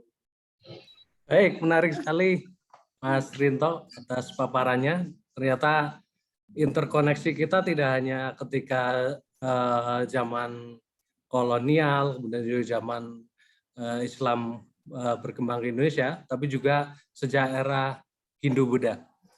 Baik, 4 panel list sudah kita tampilkan, dan tentu kita menantikan komentar ataupun mungkin masukan ataupun bahasan dari diskusi kita.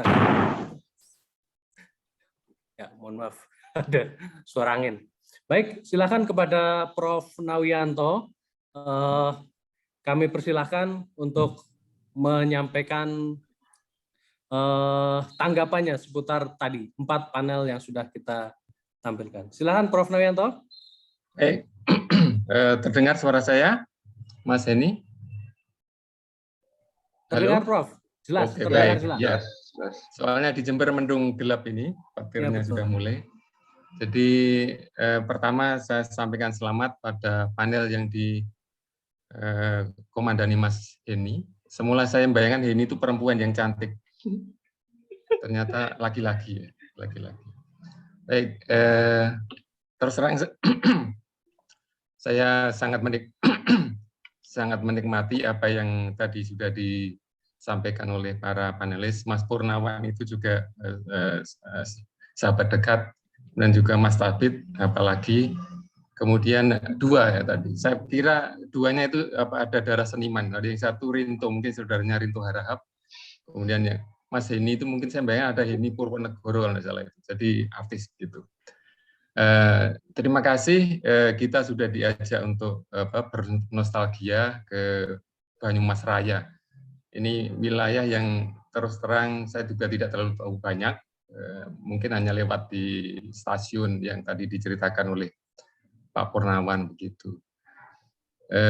Saya akan mulai komentar saya, tapi fokus saya pada tulisan. Mungkin ini ada nanti, mungkin mirip apa peribahasa, Kebunyu Sugudil begitu. Jadi wilayah Banyumas itu saya terus terang tidak tahu banyak. Jadi saya banyak belajar dari Mas Heni, kemudian juga Mas Rinto, Mas Purnawan, dan juga Mas Sabit begitu. Jadi mungkin apa yang saya komentarkan itu lebih merupakan apa ya? Ketika saya mencicipi membaca itu kira-kira apa yang kurang begitu ya. Jadi mulai dari yang pertama, saya terima kasih untuk Mas Heni yang memperkenalkan pada sosok musisi atau komposer yang saya baru tahu namanya, tapi lagu-lagunya 1-2 saya sudah menikmati. Gitu ya. Jadi ada Suteja. Gitu. Nah, dari perspektif historis saya kira ini bisa masuk entah itu bagian dari sejarah musik maupun juga sebenarnya bisa kita lokasikan dalam konteks biografi gitu ya.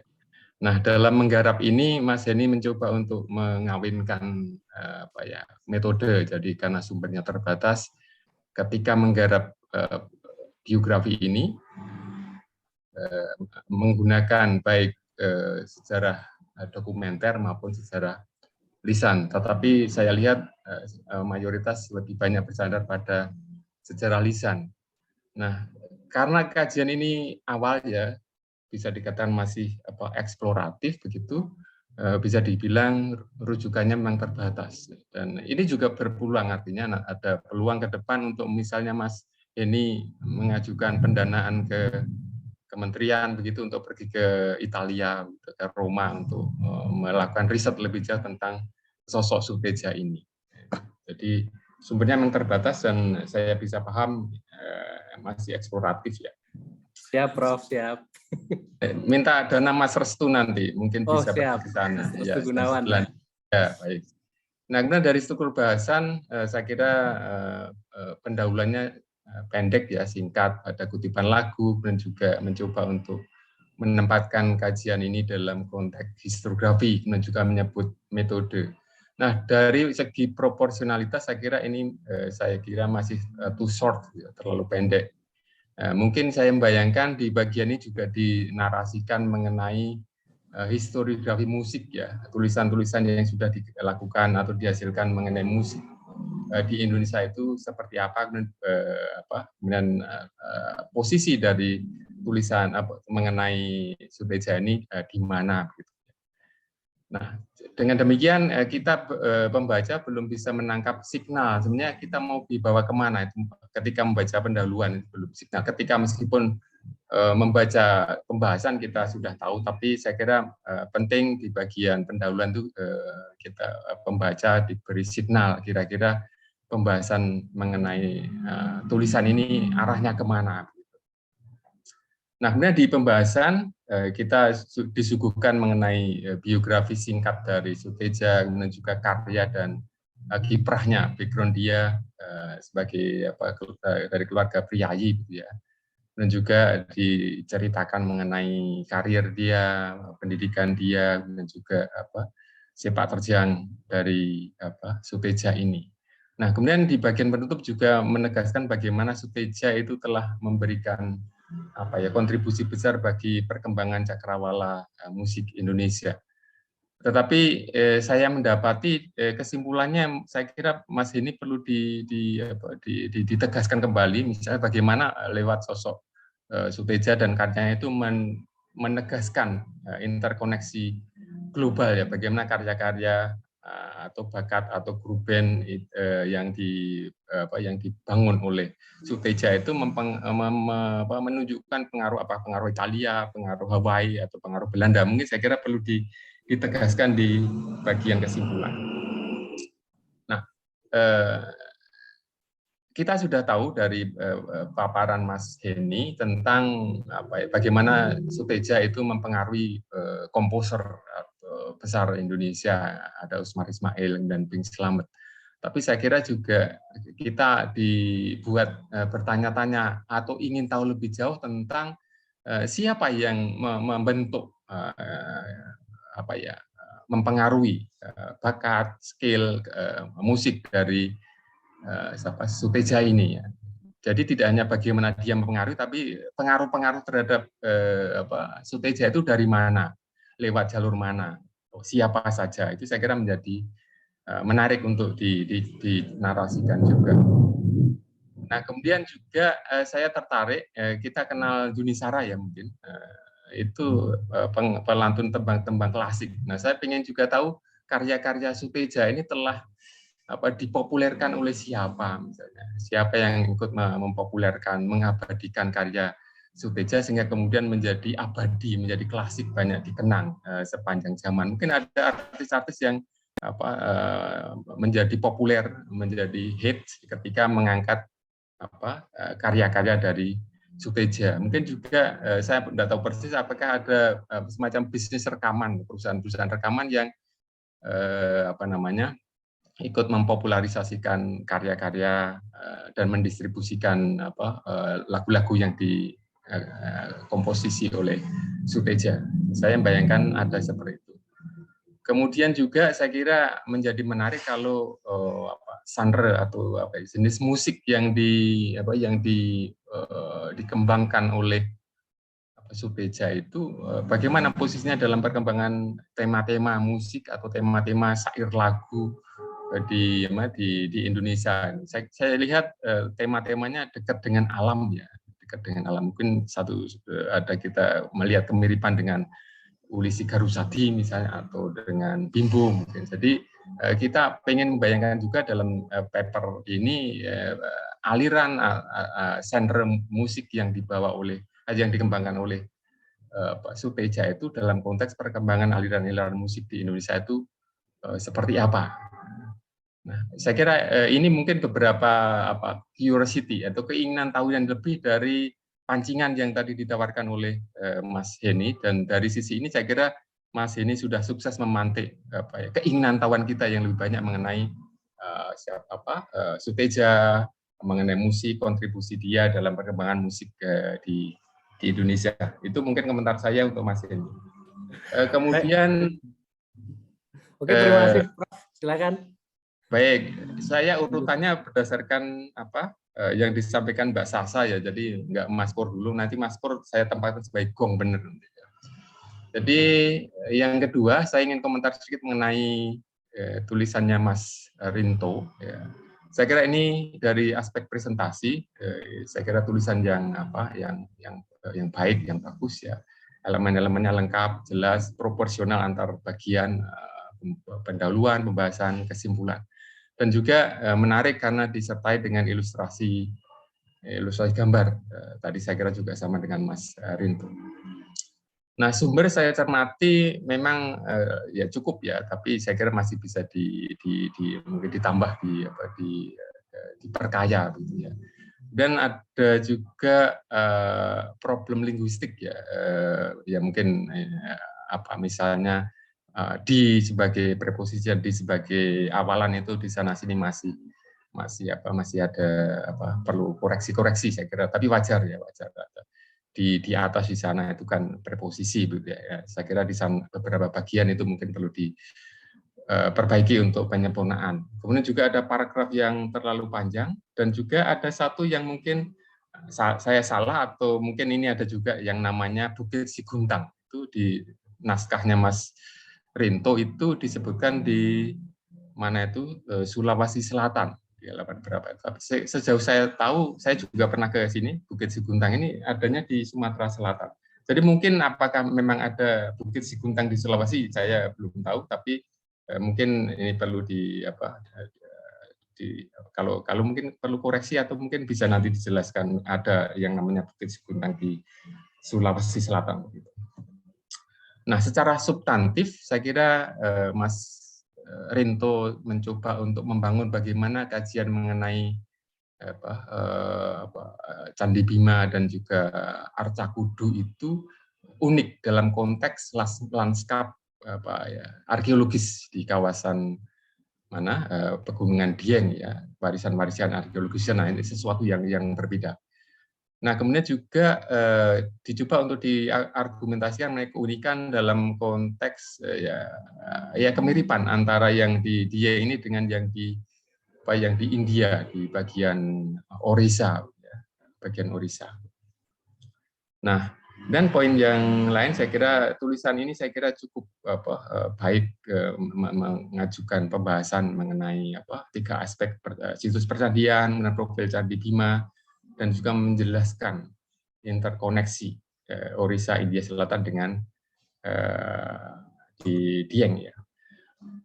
Nah, mungkin yang saya agak pengen sajian yang lebih komprehensif begitu. Saya kira ketika dicoba untuk menjelaskan kebaruan, ya, saya kira riset-riset terdahulu yang disajikan itu lebih bertema pendidikan, ya, lebih bertema pendidikan. Nah, saya membayangkan mungkinkah kebaruan mengenai tulisan ini juga dibangun dalam konteks riset-riset arkeologis mengenai situs semacam ini ya.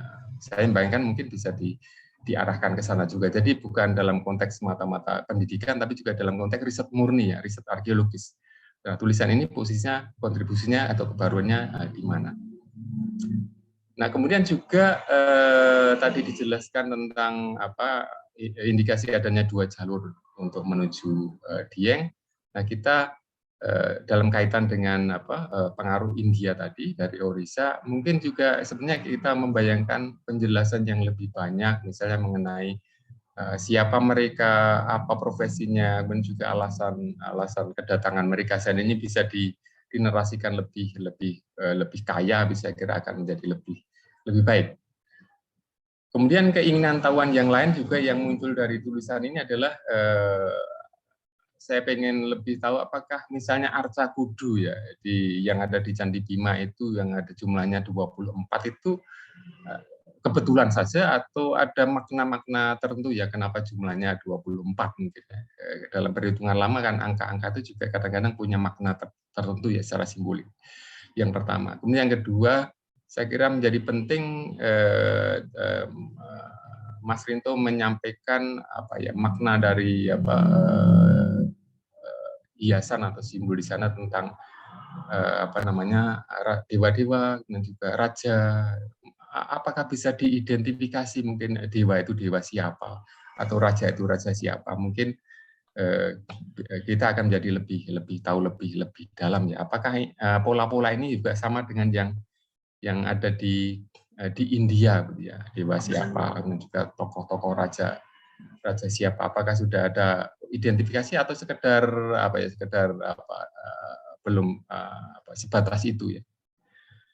Kemudian saya tertarik juga tentang upaya Mas Rinto untuk membaca tentang realitas Candi Bima dan Arca Kudu dalam konteks perkembangan zaman, bagaimana ada misalnya kerusakan bukan hanya karena faktor natural, iklim alamiah, tapi juga bagaimana perkembangan peradaban tertentu, perkembangan Islam misalnya juga berpengaruh terhadap kelangsungan dari warisan-warisan Hindu dan juga arca kudu ini, dan juga kemudian kaitannya dengan kriminalitas ya, pencurian arca-arca ini. Saya terdorong untuk tahu lebih banyak, kira-kira mungkin adakah penjelasan tentang mengapa arca kudu ini mempunyai nilai yang tinggi? Mungkin Mas Rinto nanti bisa menjelaskan seandainya ada waktu. Nah, kemudian Mas Sabit ya, Mas Sabit, saya kira ini tulisan yang kalau dalam bahasa Inggris well researched dan well written ya, tulisan yang diteliti dan ditulis dengan sangat baik ya. Saya hampir tidak menemukan salah ketik, salah tulis, tidak tipografis itu hampir ada satu, tapi relatif satu itu tidak berarti dalam tulisan yang sangat panjang. Punten Prof, 5 menit lagi untuk baik. Ulasannya. Baik, dan juga dari sisi tulisan saya kira bagaimana kebaruan tulisan ini saya kira juga dengan baik dibangun melalui menampilkan tulisan-tulisan yang sudah ada dan kemudian ditunjukkan gap atau kekosongan yang akan diisi melalui tulisan ini. Nah, elemen-elemen tulisan saya kira juga lengkap ya, dari pendahuluan, pembahasan sampai kesimpulan, dan permasalahan dirumuskan dengan jelas dan juga dibangun dengan kerangka konseptual yang kokoh. Kemudian argumentasi saya kira ditopang dengan bukti-bukti yang faktual, kaya di berbagai bagian, dan sumbernya saya kira kaya, relevan, dan juga banyak yang mutakhir. Ini benar-benar menunjukkan Mas Sabit ahlinya soal ini ya. Jadi saya berguru pada Mas Sabit soal pendidikan Islam dan jaringan yang menopangnya di Banyumas. Nah, kesimpulannya saya kira bernas ya, poin-poinnya ditarik dengan dasar pembahasan dan juga rumusan di bagian pendahuluan, dan dengan baik menunjukkan bagaimana dua faktor ya, jaringan haji dan juga komunitas Hadrami telah menjadi pilar dalam perkembangan pendidikan Islam di Banyumas Raya. Nah, kemudian saya kira mungkin saran Mas Sabit kalau terbit, saya kira ini adalah tulisan yang mengandalkan the power of language, jadi kuasa bahasa. Saya kira mungkin juga ada baiknya dikasih ilustrasi, sehingga mengawinkan baik kuasa kata-kata, narasi, kekuatan narasi, tapi juga dengan kekuatan ilustrasi. Nah, mungkin penting juga barangkali dijelaskan bagaimana reaksi kaum tradisional dalam perkembangan pendidikan modern di Banyumas, dan juga mungkin adakah atau bagaimana juga kalau ada konteks relasional ya, pendidikan modern di Banjarnegara, di Banyumas Raya itu dengan perkembangan pendidikan kolonial yang disponsori oleh pemerintah atau mungkin yang disponsori oleh misionaris dan sending, mungkin bisa dijelaskan.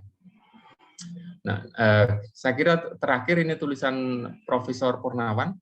Saya kira ini tulisan yang sangat kaya juga dengan sumber ya, sistematis runtut bagian-bagiannya, juga detail ya. Kita disuguhkan bagaimana secara genetis perkembangan jaringan transportasi kereta api di Banyumas.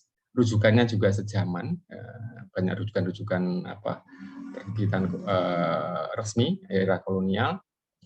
Nah, saya kira juga mungkin menarik bagaimana tulisan Prof. Purnawan, Mas Purnawan ini ditempatkan dalam konteks historiografi transportasi ya, mungkin di kawasan atau tempat lain. Ini mengesankan hanya bicara mengenai Banyumas, tapi bagaimana konteksnya dalam arus historiografi belum begitu ditonjolkan. Nah, secara substantif saya kira dengan baik tulisan Mas Purnawan menjelaskan perkembangan teknologi di kawasan Banyumas dan konteks perdebatan kolonial, peran negara atau swasta, dan juga genealogi pertumbuhan dari sisi rute ya, alasan-alasan mendasari, dan juga bagaimana ini berpengaruh pada mobilitas barang, penumpang, finansial sebagai unit bisnis. Dan juga keterkaitan jaringan kereta api dengan moda transport yang lain, transportasi tradisional, ada gerobak dokar juga dijelaskan kaitannya dengan otobus. Nah, mungkin yang menarik adalah ada Kali Serayu yang tadi ada lagunya yang dikupas dalam tulisan Mas ini. Ada enggak ini korelasi dengan jaringan transportasi air? Apakah perkembangan teknologi transmodern ini kemudian mematikan atau mendorong malahan jaringan transportasi air? Ini mungkin saya kira juga penting. Nah, saya kira juga mungkin bisa diperrumit atau dipertegas anyaman-anyaman atau benang-benang halus yang menganyam ini, bukan hanya sekedar bagaimana jaringan kereta itu mengkoneksikan Banyumas dengan dunia luar, tapi juga mungkin kita bisa melihat apakah teknologi rel, lokomotif, personil itu juga merepresentasikan interkoneksi global. Ya, apakah ada kaitan dengan Jerman, ada kaitan dengan negara lain, Inggris atau Belanda, gitu. Seperti itu. Saya kira ada mungkin beberapa error tipografis yang agak penting diperhatikan. Misalnya ada tabel 8 menyajikan kondisi 1990-an. Tulisannya begitu ya, tapi sumbernya 1906. Saya kira ini salah ketik ya. Jadi ini agak penting untuk diperhatikan, juga ada bagian lain. Nah, untuk catatan panel, saya kira panel ini sangat baik, telah menunjukkan bagaimana Banyumas Raya terintegrasi dalam jaringan global ya, melalui warisan musik ya, bangunan arkeologis, kemudian juga institusi pendidikan atau jaringan intelektual, dan juga mungkin teknologi transportasi. Nah, saya bayangkan mungkin sebenarnya ini masih bisa dikembangkan lebih jauh dengan melihat bagaimana Banyumas juga teranyam melalui jejaring ekonomi, dalam artian misalnya jaringan dagang. Saya kira komunitas Hadrami itu juga menonjol dalam aspek perdagangan. Nah, bagaimana mungkin jaringan pedagang komunitas Hadrami, Tionghoa itu juga kemudian mengintegrasikan Banyumas dengan dunia global. Dan juga mungkin bisa dipotret jejaring kultural ya, bagaimana apakah budaya kuliner, kostum, kesenian, bangunan arsitektur kolonial itu juga kemudian menjadi bagian dari benang-benang yang ikut menganyam, yang kemudian mengukuhkan Banyumas Raya itu sebagai bagian yang sangat terkait erat dengan perkembangan global. Baik, saya kira itu beberapa catatan Mas Heni selaku moderator. Terima kasih. Saya kira luar biasa panel ini telah memberikan banyak masukan bagi kita. Baik, terima kasih Prof. Nawianto atas masukan-masukan yang diberikan kepada kami, dan sebagai penghormatan terakhir, ya, closing statement terakhir saya persembahkan untuk Prof. Purnawan. Silakan 1 menit saja karena waktu kita tinggal 1 menit. Silakan Prof. Oke, baik, terima kasih. Bahwa sejarah Banyumas itu belum banyak diungkap, sehingga menjadi kewajiban kita putra daerah gitu ya, yang kebetulan menggeluti sejarah untuk mengungkap, menuliskannya menjadi narasi tertulis sejarah di Banyumas. Saya kira itu. Terima kasih.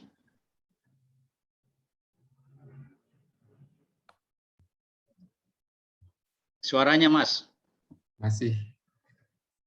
Baik, terima kasih closing statement yang luar biasa dan memantik kita untuk terus berkarya di dalam bidang sejarah. Dan mohon maaf untuk co-host sudah cukup waktunya, tidak ada tanya jawab karena waktunya sudah habis. Ya. Mbak Sasa, halo. Halo, iya. Baik, sepertinya waktunya sudah cukup. Mungkin karena aku juga nggak ada tanya jawab, mungkin bisa disudahi kali ya, Pak? Ya. Dicukupkan. Cukup? Oke, Mungkin, baik. ditutup dari Pak Heni ya. Ya, terima kasih atas atensi dari semua diskusen maupun para pemirsa yang hadir di panel kali ini. Mohon maaf kami dari panel legasi jaringan global di Banyumas Raya. Terima kasih sekali lagi mengucapkan atas atensi dari partisipasi teman-teman semua dan juga dari Panitia Konferensi Nasional Sejarah ke-11. Mohon maaf bila ada kesalahan dan sampai jumpa pada Konferensi Nasional Sejarah berikutnya. Assalamualaikum warahmatullahi wabarakatuh. Waalaikumsalam. Terima kasih Mas Heni, Mas Purnawan, Mas Waalaikumsalam. Adil, Terima kasih, Mas Rinto, Pak. ya. Sampai Selamat jumpa lagi. sehat Kapur, semuanya. Pak Heni, Ya. Ya, mohon untuk Amin. dibuka Sasa. videonya untuk foto bersama. Oh. Ya, kita foto bersama dulu ya, Pak.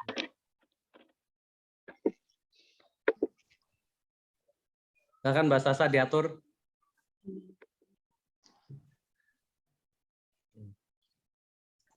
Baik, bersiap. Aksi. 1, 2, 3. Ya. Terima kasih. Oke, terima kasih. Terima kasih semuanya. Mohon izin live. Ya.